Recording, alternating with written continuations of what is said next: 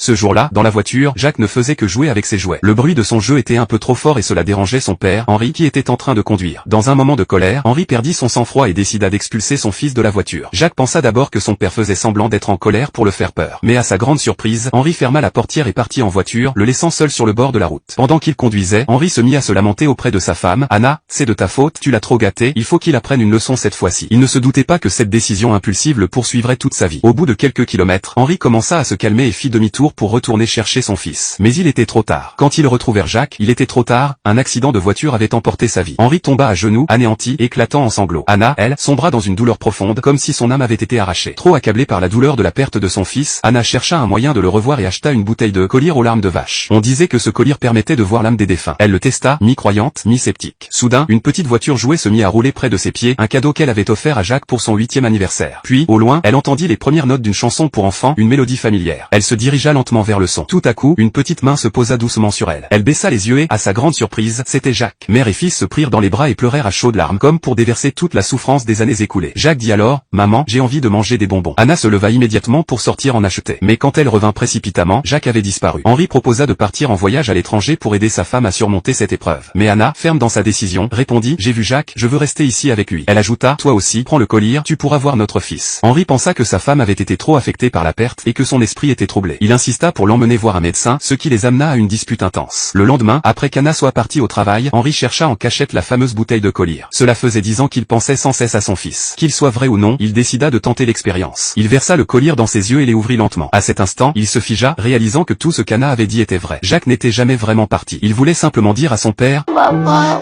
我不再跟你生气了。我知道爸爸会回来接我。” Les larmes coulèrent sans fin sur les joues d'Henri. C'est lui qui aurait dû s'excuser. Mais la vie est ainsi faite, il y a des erreurs qui, une fois commises, sont irréparables. Il y a des personnes qu'on perd et qu'on ne retrouve jamais.